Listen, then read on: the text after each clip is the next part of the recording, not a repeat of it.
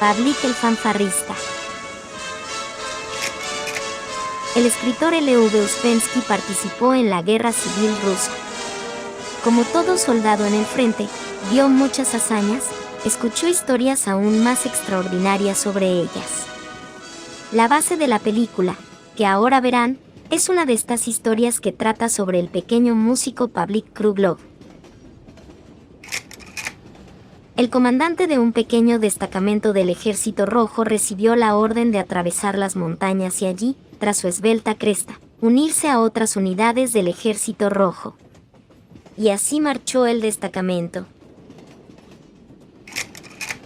Las montañas del Cáucaso se alzaban sobre los soldados del Ejército Rojo con pendientes salvajes y desconocidas. Ninguno de ellos había visto semejantes paisajes ni en sueños.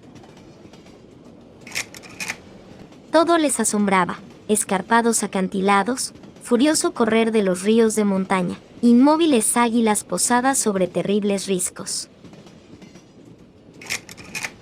Los soldados del Ejército Rojo caminaban por el sendero de arcilla húmeda con pesados zapatos de soldado. El comandante nunca había combatido en estas montañas. Los senderos de montaña locales le eran desconocidos. Solo un hombre conocía el camino, un viejo osetio moreno y de nariz jorobada. Kosta conocía sus montañas como las conoce el viento, que circula día y noche por los desfiladeros más salvajes. Era una gran felicidad encontrar un guía así. Caminaba con confianza por el sendero de piedra delante del grupo, y detrás de él, tratando de pisar con la misma firmeza y calma, caminaba un niño de unos 12 años. ¿Un niño? ¿De dónde había salido aquel muchacho rubio y pecoso de una vieja butionovka, abrigo de Ejército Rojo? Pavluska. Cuando tomaron la ciudad siberiana de Kansk, y lo encontraron en la estación sobre las vías, en un vagón vacío, apenas vivo y hambriento. Sentado en un rincón, con su fanfarria agarrada al pecho. Por más que la gente le preguntaba de quién era, de dónde venía, él guardaba silencio. Pero cuando toca la trompeta, no oirás a nadie mejor. Y ahora Pavlik Kruglov caminaba junto con el destacamento, un abrigo oficial sobre los hombros, una brillante fanfarria en la mano. Cerca del muro de piedra había un camino sinuoso, tan estrecho que solo era posible caminar por él en fila india. Así que siguieron caminando, con los fusiles preparados, pisando con cuidado sobre el abismo sin fondo. Las pezuñas de 3 caballos repiqueteaban, la del comandante, la del ayudante y la del comisario. 2 burros de grandes orejas llevaban ametralladoras.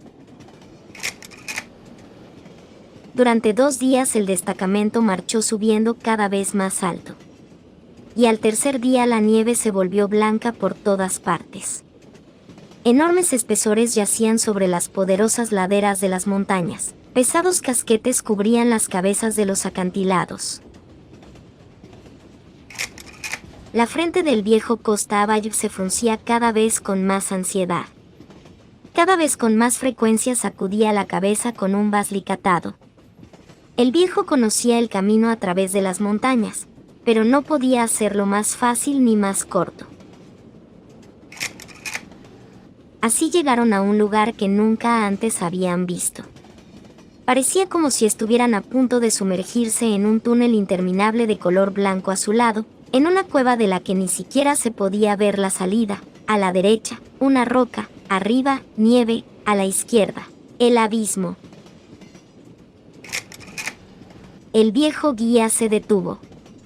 Como un águila de montaña, girando pausadamente su cabeza con nariz jorobada, miró a su alrededor e hizo una seña al comandante. Mira, y dijo Kosta: ¿ves? Es posible pasar, ¿por qué no pasar? Pero hay que andar pisando como pisa un leopardo de nieve. Para no hacer ni mínimo ruido con el pie. No decir una palabra. Si gritas, golpeas, La nieve baja, retumba, y se acabó. Un pequeño pelotón, un gran pelotón, todo un regimiento. Muerte para todos. El comandante ordenó: silencio, silencio. Los hombres guardaron un ansioso silencio. Ataron trapos alrededor de los bozales de burros y caballos, para que no hubiera ni casualidad. También envolvieron partes metálicas de fusiles y ametralladoras. Temían el menor golpe. Uno a uno, los hombres del Ejército Rojo siguieron al guía al interior del terrible túnel. Tenían miedo de respirar. Caminaban en un silencio sepulcral, como si no fueran personas, sino fantasmas. El último soldado salió del gélido túnel por el otro extremo. Ha salido bien. La avalancha no se derrumbó, las montañas dejaron pasar al pequeño destacamento. Y Pavlik Kruglov preguntó al viejo montañero: abuelo, ¿y si yo hubiera estado allí? Bueno, se hubiera puesto a tocar. Levantó la fanfarria. ¿Qué podría pasar? Kostavallo apoyó cariñosamente la mano en el hombro de Pavlik. Las montañas duermen en invierno. No hay necesidad de despertarlas. Cuando duermen, no les gusta el ruido. No tendrás ni tiempo de tocar, la muerte llegará antes. El destacamento se puso en marcha. Más allá del paso el camino descendía. La nieve terminó y el denso bosque comenzó de nuevo. La gente estaba alegre. Pensaban que pronto se detendrían, descansarían, se encontrarían con sus amigos. Y lo que les esperaba no era descanso, sino desgracias. Al atardecer de aquel día, el destacamento cayó en una emboscada. En el bosque, ocultos tras los troncos de los árboles, tras los bloques de piedra, esperaban los enemigos. Las lucecitas de los disparos destellaban, las ametralladoras hablaron, la montaña resonaba con los disparos. Con bayonetas, ferozmente, como leones, se defendían los hombres del destacamento rojo. Pero eran demasiado pocos. Todos murieron en la cruel batalla, los blancos no tomaron prisioneros. A los heridos los mataban inmediatamente. ¿Quién sabe por qué dejaron vivo a Pavlik? Probablemente, simplemente no pudieron tener suficiente tiempo. Preguntaron al coronel en Papaca, su nobleza, ¿a dónde va el chico? Pero él le hizo un gesto con la mano: ya lo solucionaremos más tarde. Y los soldados comprendieron que se les había ordenado no matarlo, sino llevárselo con ellos. Empujaron al chico sobre un pajar tirado: cállate, cachorro rojo. Y el comandante simplemente se olvidó de Pavlik. Los soldados blancos encendieron hogueras. Se calentaban, reían a carcajadas, tocaban el acordeón. Y el niño yacía llorando. Se están riendo.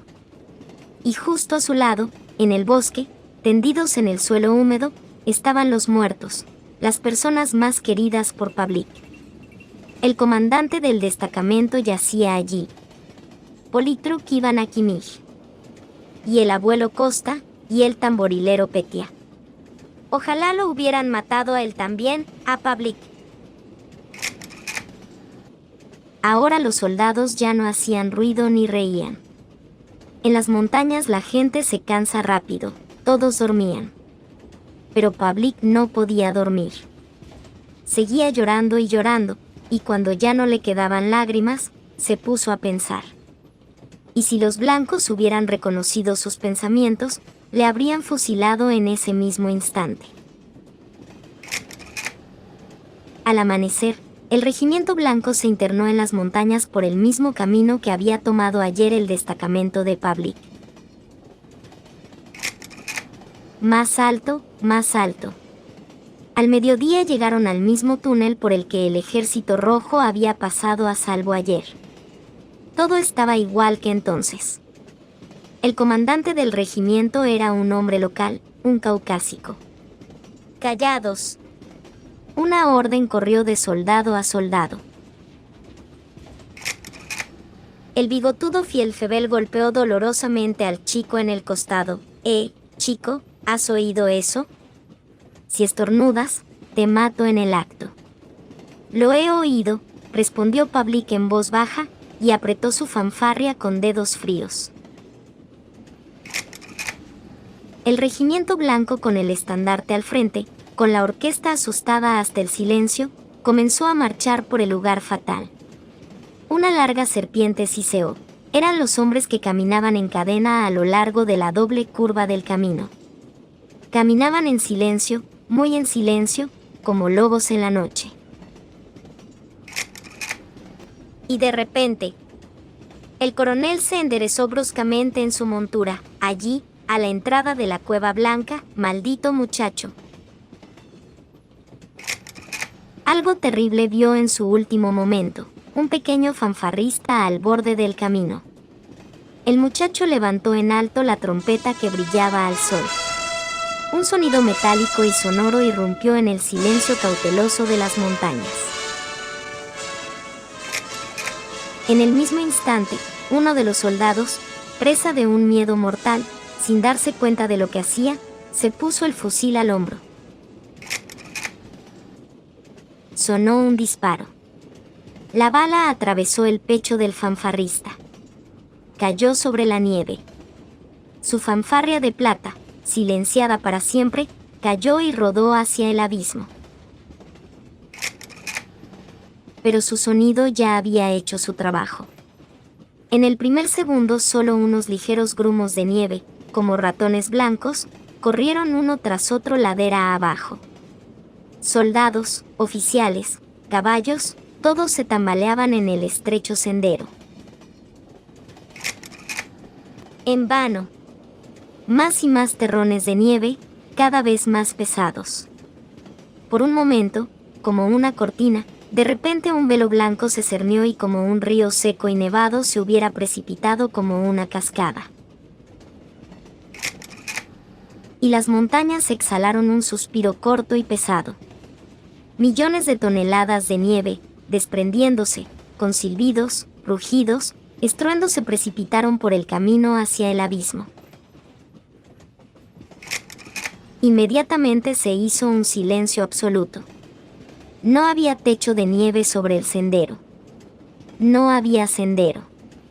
Y tampoco había gente. Nadie. Todo lo que quedaba era la llana ladera de la montaña y la brumosa profundidad del abismo. Allí, en una tumba, yacían para siempre 1,5 millones de guardias blancos y su vencedor Pavlik Kruglov, un fanfarrista de 12 años de edad. Fin.